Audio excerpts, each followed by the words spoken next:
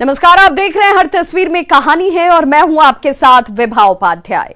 बेगूसराय में गंगा नदी के बीचों बीच खड़ा भारी भरकम क्रेन अचानक पानी में समा गया। नदी में ऐसा उफान आया कि देखते ही देखते ये विशालकाय क्रेन कहीं गायब सा हो गया। इसका वीडियो सोशल मीडिया पर इस वक्त वायरल हो रहा है।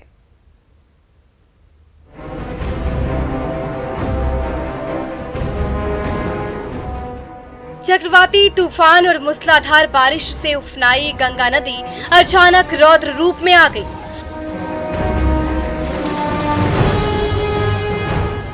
पानी की धारा में इतना गति है कि वो अपने साथ कुछ भी बहा लेने को बेताब नजर आ रही है।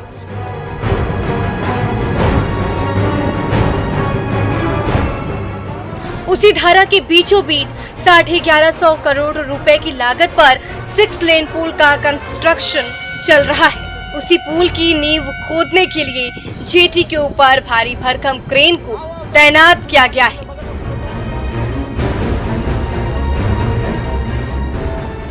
लेकिन गंगा नदी के पानी में इतना उफान है कि टनों वजनी क्रेन भी अपनी जड़ों पर टिक नहीं पा रहा।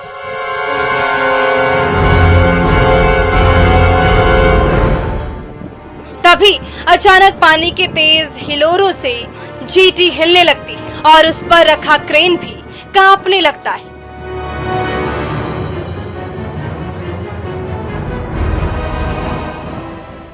थोड़ी देर में जेटी के साथ साथ क्रेन नीचे झुकने लगता है। ये देखिए, क्रेन थोड़ा नीचे झुका, थोड़ा और नीचे झुका और फिर पूरा का पूरा क्रेन और जेटी गंगा नदी में समा गया।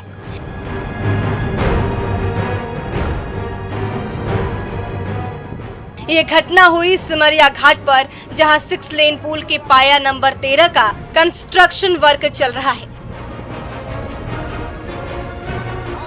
लेकिन आंधी तूफान के दौरान गंगा नदी में इतना तेज उफान आ गया कि ये क्रेन अपनी जगह पर टिक नहीं पाया और देखते ही देखते गंगा नदी की अथाह धारा में विलीन हो गया।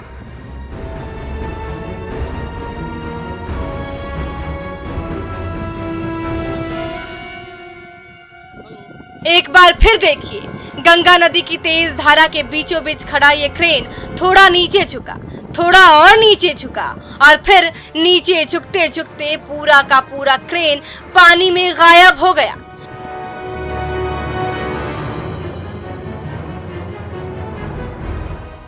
अब विशालकाय क्रेन की बजाय सिर्फ उसका ऊपरी हिस्सा ही नजर आ रहा है। बाकी का हिस्सा गंगा नदी में डूबा हुआ है। जब ये सब हो रहा था, तब गंगा नदी के तट पर मौजूद कुछ युवकों ने इसका वीडियो मोबाइल कैमरे में कैद कर लिया और ये वीडियो सोशल मीडिया पर वायरल हो गया। संतोष कुमार, न्यूज़ 18, बेगूसराय।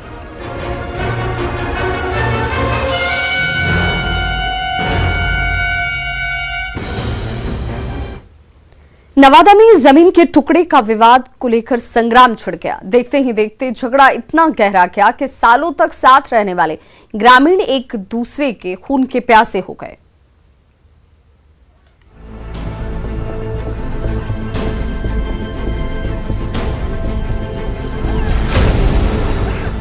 मैदान में संग्राम,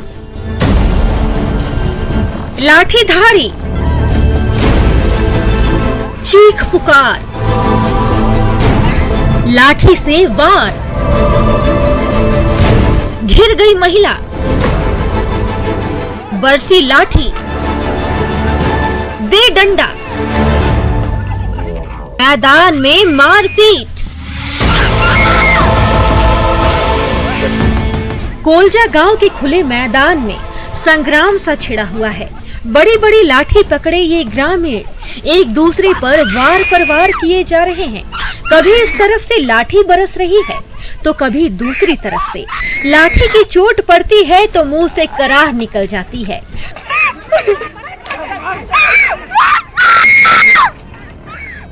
पूरा का पूरा मैदान अचानक रणक्षेत्र बन गया है।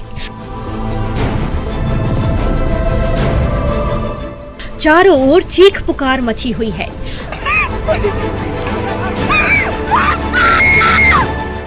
मकान बनाने को लेकर विवाद इतना गहरा गया कि सालों तक साथ साथ रहने वाले ये ग्रामीण एक दूसरे की खून के प्यासे हो गए हैं। ये देखिए, ये महिला जान बचाकर भाग रही है तो पीछे से लाठीधारी शख्स उस पर वार किए जा रहा है। लाठीधारियों ने इस महिला को घेर लिया है। जब उसे बचाने के लिए ये पुरुष आगे आया तो दबंगों का हुजूम उस पर भी टूट पड़ा और लाठी पर लाठी बरसाने लगे। हो हंगामा सुनकर तब तक आसपास के घरों से कई और ग्रामीण निकलकर बाहर आ गए। बीच बचाव की कोशिश होने लगी, लेकिन ये लाठीधारी रुकने का नाम नहीं ले रहे थे। दे डंडा बरसाए जा रहे थे। कोलजा गांव के मैदान में घंटों मारपीट चलती रही, लाठी पर लाठी बरसती रही और लाठी की चोट खाकर ग्रामीण लहूलुहान होते रहे। मारपीट का ये वीडियो मौके पर किसी ने अपने मोबाइल कैमरे में कैद कर लिया, जो इन दिनों सोशल मीडिया में तेजी से वायरल हो रहा है। तो पीड़ितों ने गोविंदपुर पुलिस से इसकी शिकायत की है। अब तक लाठीधारियों की गिरफ्तारी नहीं हो सकी है। अनिल विशाल, न्यूज़ 18, नवादा।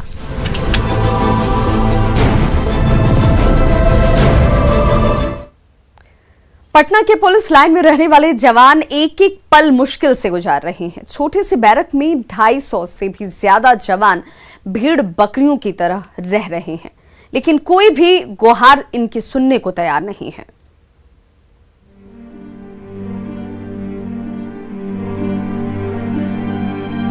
सुनाना भी जीने मुश्किल किया, सुनाना भी जीने मुश्किल, छुपाना भी जीने मुश्किल।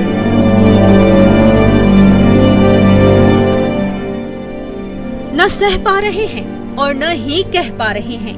ये दर्द ही कुछ ऐसा है जो पटना पुलिस लाइन के संकरे बैरक में दुख तकलीफ के बीच रहने वाले पुलिस वालों के मुखड़े से दर्द भरे नगमों के रूप में फूट रहा है। न सिर छिपाने के लिए पक्की छत है और न सोने के लिए अदद बिस्तर। टूटी फूटी चौकी पर चादर बिछाकर सोते हैं। मच्छर खून चूसता है तो मच्छरदानी लगा देते हैं। बैरक के नाम पर यही छोटा सा पंडाल है, जिसे बेडरूम कहिए, किचन की तरह उपयोग कीजिए या फिर वॉशरूम, सब कुछ इसी छोटे से हिस्से में एक ही जगह पर है, जहां 250 जवान भेड़ बकरी की तरह ठूसे हुए हैं। भूख सताती है तो जमीन पर बैठकर रोटी बेलते हैं और मुंह से फिर दुखड़ा फूटने लगता है। मन में दुख का चिंता क्यों सताती है, उसको अपना साथी है।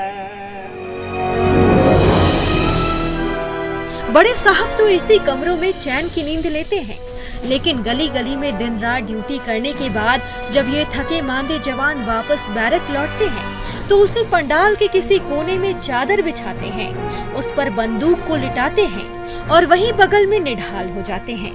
थकान के मारे तुरंत नींद भी आ जाती है और जब नींद टूटती है तो आंखों के सामने स्याह सच होता है।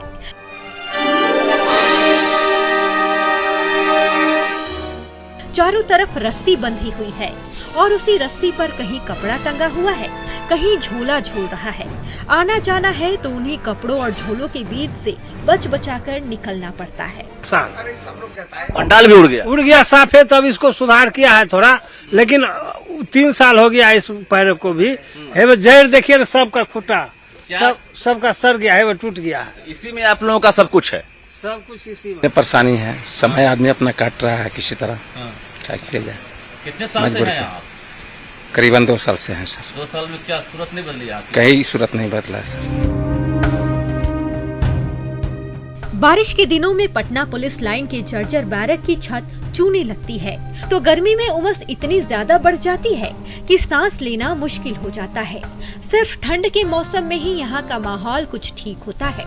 इस झोपड़ी नुमा बैरक में सालों भर खाना बदोश सी जिंदगी गुजारने वाले ये जवान कई बार बड़े साहब से दुखड़ा सुना चुके हैं, लेकिन हालात जस के तस हैं। धूप आता है तो बर्दाश्त नहीं होता है और बारिश में तो खैर जून में का काम होता है। धूप में तपता है। हाँ, बहुत तप जाता है, बर्दाश्त नहीं होता। कौन सा मौसम सूट करता है आपके इस बैरक के लिए? ये तो ठंडे ठीक रहता है। ठंडा ठीक रहता। वक्त बदला, राजधानी पटना की सूरत भी बदली, लेकिन नहीं बदला तो पटना पुलिस लाइन के बैरक की तस्वीर और वहां रहने वाले जवानों की तकदीर। आला अफसरों से जवानों की परेशानी छिपी नहीं है, लेकिन कोई भी उनका दुखड़ा दूर करने को तैयार नहीं है। रजनीश कुमार, न्यूज़ 18 पटना।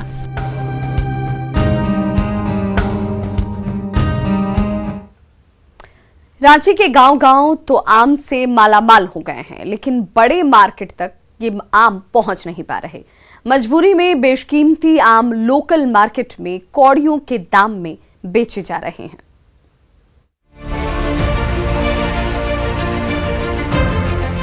किसी टहनी पर लंगड़ा लटक रहा है तो कहीं से मल्लिका, मालदा और आम्रपाली ललचा रही है।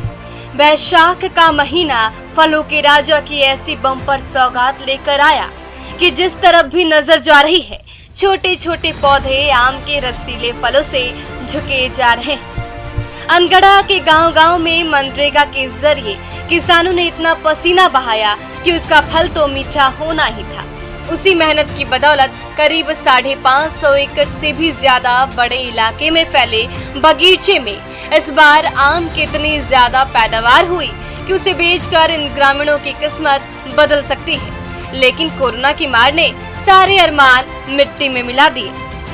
यही आम अगर हम लोग रांची में लेके बेचते तो हम लोग का अच्छा दाम मिलता है। हम लोग का गांव का बाजार में तो अच्छा रेट नहीं मिलता है, कभी बिकता है कभी नहीं भी बिकता है, आपस घर भी ले आते हैं। गांव में बिक नहीं रहा और हम लोग रांची तक तो पहुंचा नहीं पा रहे आम को, और इसीलिए हम लोग का गांव में कम रेट भी मिलता है। हम लोग का आम में मतलब गांव में तो खुचरा में एक मतलब यहाँ 10 रुपया 15 रुपया बिकता है, और रांची तक ले जाते तो हम लोग का ज़्यादा मिलता।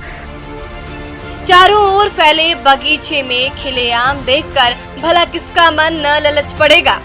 इसका जायका लेने का मौका जो साल में सिर्फ एक बार ही मिलता है, लेकिन कोरोना बंदी इस रसीले आमों को उनके कदरदानों की थाली तक नहीं पहुंचने दे रही।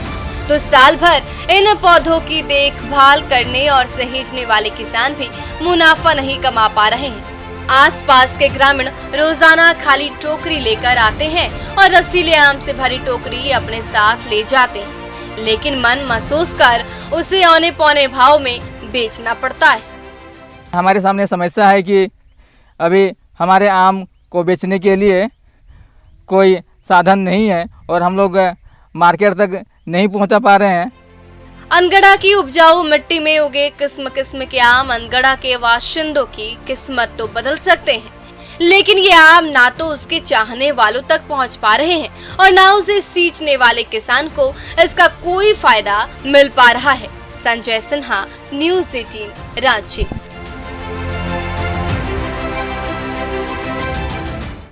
छपरा के मांझी थाने की बिल्डिंग बेहद जर्जर हो गई है। कभी पानी की बूंदें टपकने लगती हैं तो कभी प्लास्टर गिरने लगता है।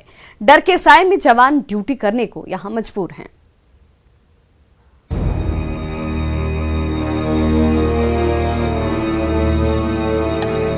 कंक्रीट की छत से सीमेंट की परत टूट टूट कर नीचे गिर रही है। उसके टुकड़े कभी जमीन पर गिर रहे हैं तो कभी जवानों के बेड पर। छत की ऊपरी सतह से सीमेंट की परत उखड़ने लगी है तो पीछे से लोहे की सरिया झांकने लगी है।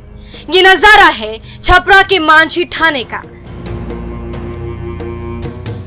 जहां जर्जर छत से रह रहकर पानी की बूंदें नीचे गिर रही हैं। दफ्तर के दस्तावेजों को भीगने से बचाने के लिए ऊपर से प्लास्टिक की पन्नी बिछाई गई है। तो नीचे सतह पर जमा पानी को बाहर निकालने के लिए मांझी थाने के जवान झाड़ू लगा रहे हैं। बहुत जर्जर हो गया है। लगातार 3 दिन बारिश होने के कारण छत से प्लास्टर की चट्टानें टूट गिरा है। सालों पहले बने मांझी थाना और स्टाफ क्वार्टर की बिल्डिंग आज इतनी जर्जर हो गई है कि वहां रहना खतरे से खाली नहीं है। कभी छत से मलबा गिरता है तो कभी पानी की बूंदें टपकने लगती हैं। मांझी थाने के जवान हर दिन पानी और खतरे से जूझते हुए ड्यूटी करने को मजबूर हैं। कंक्रीट के टुकड़ों और पानी से बचाने के लिए हर तरफ प्लास्टिक की परत बिछा दी गई है। अफसर के जो रूम है उसमें भी यही दशा है। चट्टान गिरती है, पानी चूता है, सब सिरिश्ते का कागजात भीगता है। किसी तरह प्लास्टिक का हम लोग व्यवहार करके ढकले हैं। आला अधिकारियों से कई बार थाना भवन की मरम्मत करने की गुहार तक लगाई गई, लेकिन किसी ने ध्यान तक नहीं दिया। अब सवाल है कि जब खुद मांझी थाने के जवान असुरक्षित हैं, तो मांझी की जनता की रखवाली आखिर कौन करेगा? संतोष गुप्ता, न्यूज़ 18, छपरा।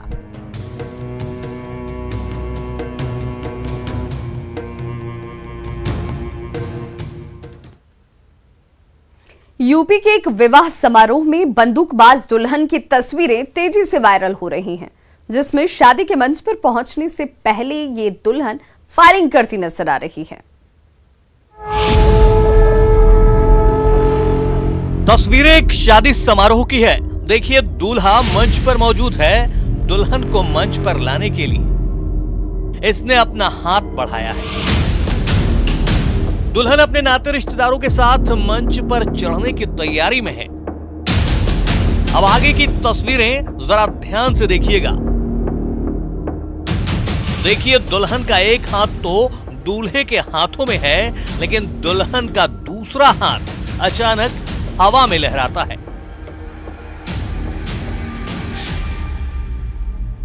अब देखिए, शायद ही किसी शादी समारोह में ऐसी तस्वीरें आपने देखी होंगी। घराती बाराती सब मौजूद हैं, लेकिन दुल्हन का ये अंदाज देखकर सब हैरान हैं। देखिए, चंद सेकंड बाद ही हवा में फायरिंग की आवाज गूंज उठती है और इधर दुल्हन के घर वाले शायद इस फायरिंग का जश्न मना रहे हैं। दुल्हन के इस कारनामे पर खुशियां मना रहे हैं। हालांकि इस 20 सेकंड में जो कुछ भी हुआ, उसने दूल्हे के चेहरे पर पसीना जरूर ला दिया। देखिए, खौफ का मारा बेचारा दुल्हन को लेकर मंच पर पहुंचा।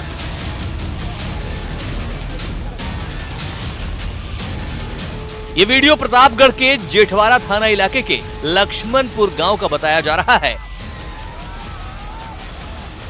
और शादी समारोह की तारीख 30 मई बताई जा रही है। कानून की धज्जियां उड़ाता दुल्हन का हर्ष फायरिंग का यह वीडियो सोशल मीडिया पर वायरल हो रहा है।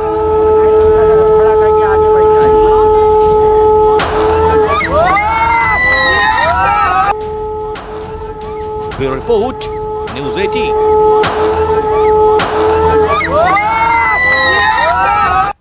मध्य प्रदेश के जंगल से भटकता हुआ भालू बस्ती में घुस गया तो लोगों के पसीने छूट गए। आखिरकार पुलिस और वन विभाग ने भालू को पिंजरे में कैद कर लिया।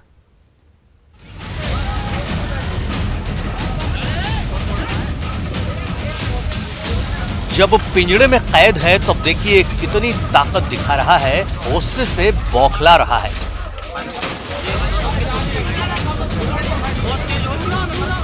सोचिए अगर बाहर होता तो फिर कितना तांडव मचाता।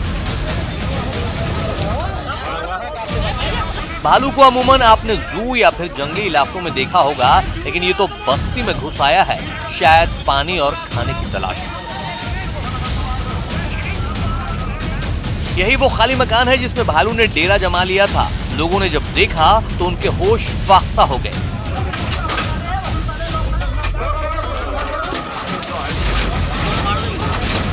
रिहायशी इलाके में भालू, वो भी छोटा मोटा नहीं, भीम का। पुलिस और वन विभाग की टीम को जब खबर की गई तो पूरे लाव लश्कर के साथ पिंजरा लेकर वो भालू का रेस्क्यू करने पहुंचे। मकान खाली था इसलिए ज्यादा परेशानी नहीं हुई। देखिए, भालू जिस घर में घुसकर बैठा था उसके मेन गेट के सामने ही बड़ा सा पिंजरा लगाया गया और तमाम दूसरे दरवाजे बंद कर दिए गए।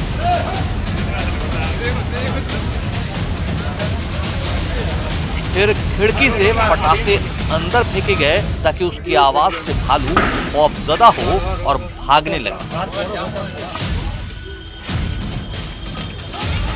जैसा सोचा गया था हुआ भी ठीक वैसा ही। जैसे ही पटाखे सुलगाकर खिड़की के अंदर फेंके गए, भालू ने उछलना कूदना शुरू किया और भागते भागते पिंजरे तक जा पहुंचा।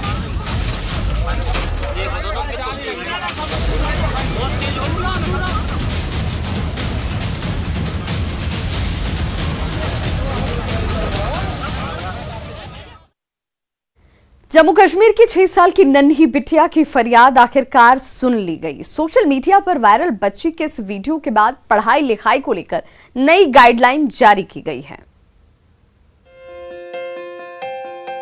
जम्मू कश्मीर के उपराज्यपाल मनोज सिन्हा का ये ट्वीट 6 साल की नन्ही परी की उस मासूम सी शिकायत का नतीजा है जिसमें उसने पीएम मोदी से अपनी मुश्किलों का बेहद मासूम अंदाज में जिक्र किया था और बच्चों पर ऑनलाइन क्लास का इतना बोझ क्यों, ये सवाल किया था।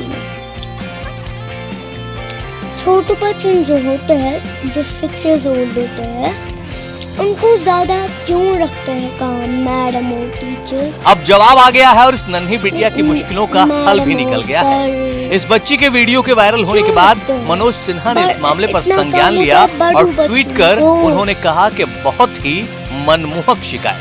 स्कूली बच्चों पर होमवर्क के बोझ को कम करने के लिए स्कूल शिक्षा विभाग को 48 घंटे के भीतर नीति बनाने का निर्देश दिया जा चुका है, जिसके कुछ घंटों बाद जम्मू कश्मीर के स्कूल एजुकेशन डिपार्टमेंट ने क्लास 1 से 8 तक के बच्चों के लिए ऑनलाइन क्लास रोजाना 1 से 1.5 घंटे तक करने का फैसला लिया है। आइए आपको दिखाते हैं नन्ही बिटिया का वो वीडियो जिसमें उसने पीएम मोदी को अपनी दुख भरी दास्तां मासूम अंदाज में बताई थी। मुझे मैं सुबह उठती हूँ 10 बजे, मुझे दो बजे तक होती है क्लास। एक होती है इंग्लिश, उसके बाद मैथ, उसके बाद उर्दू, उसके बाद EVS, उसके बाद कंप्यूटर।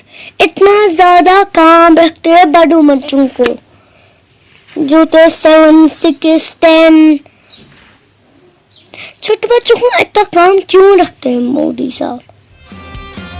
बचपन जिंदगी का वो हिस्सा होता है जिसकी यादें उम्र भर जहन में ताजा रहती हैं।